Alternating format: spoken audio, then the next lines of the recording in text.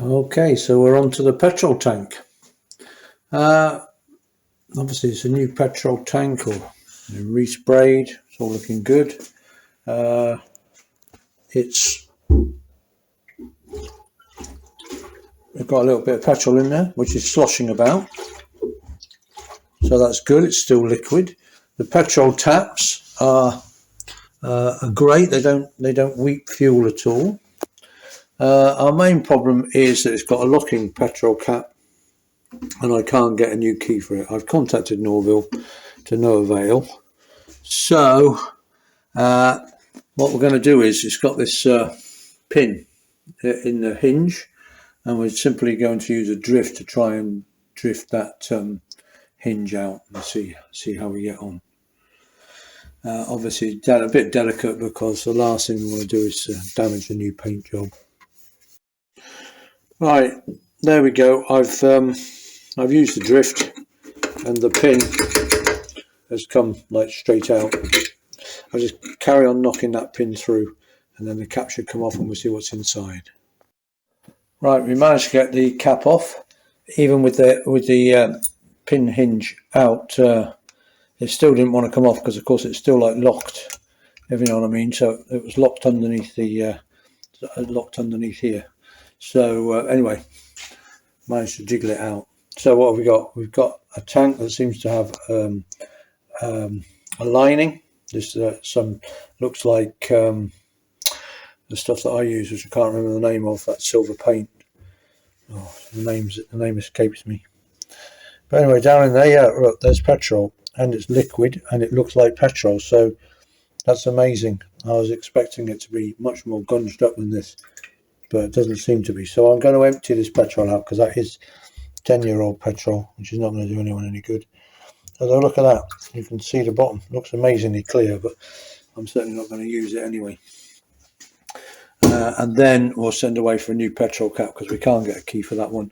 I'm probably just going to replace it with a standard petrol cap, not a locking one, for the simple reason that I don't think we really need one these days.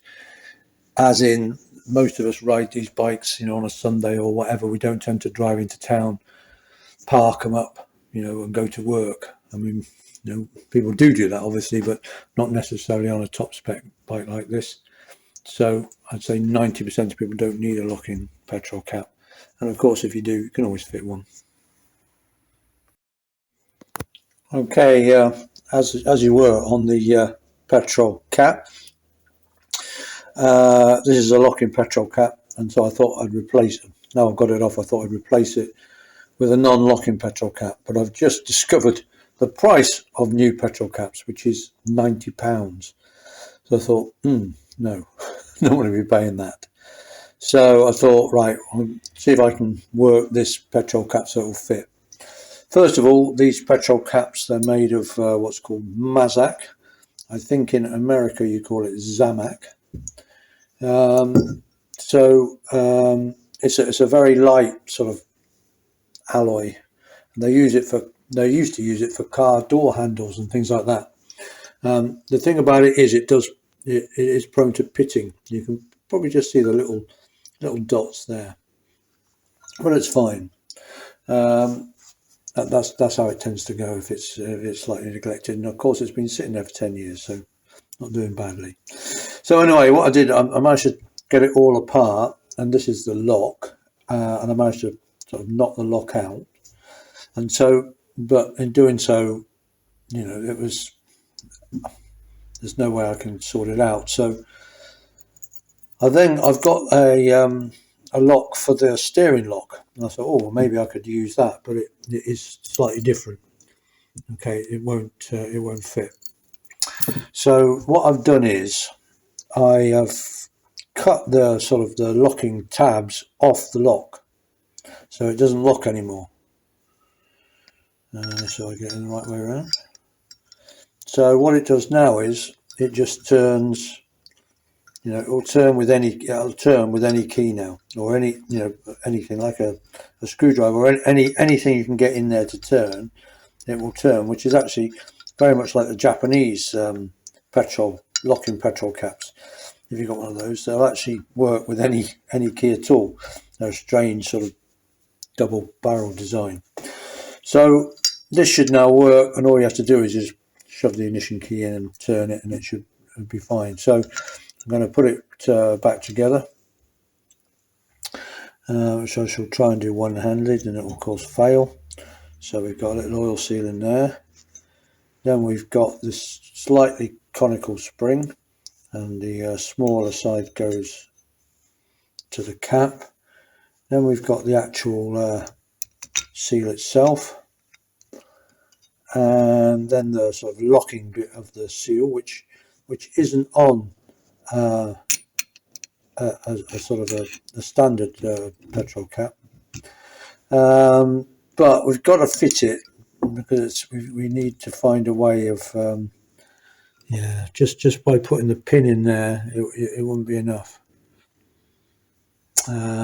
You know, that would be loose. And would it work? It might work, but it's a bit of a bodge. So I'm going to put the locking thing back on, but as I say, you'll be able to turn it with any key, and then that is then held in. There's a small pin that goes on top of that. There's a hole in there, and so when we put that on, we put the pin through, and that holds it in place.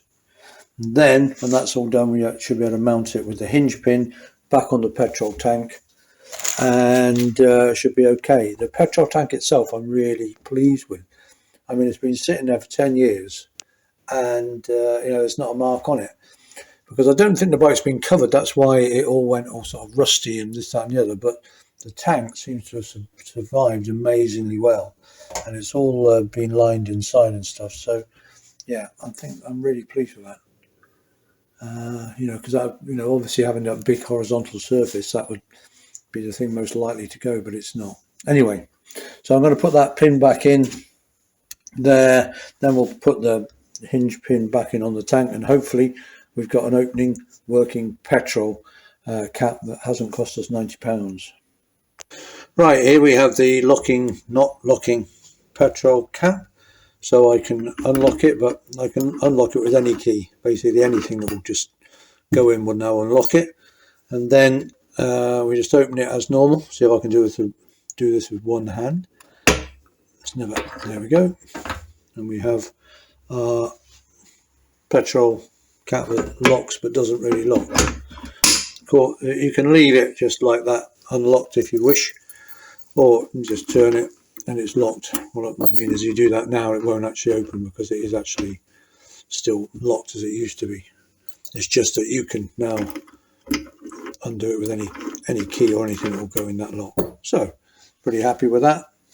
That saved us £90, hasn't it? Good stuff. Right, side panels. Talk about side panels. I had a problem with this side panel when I took it off. I couldn't actually get it off past the Z plate at the bottom.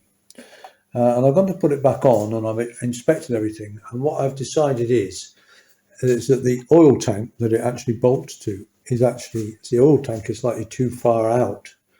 And I've sort of manhandled it a bit to persuade it to go back, which has worked.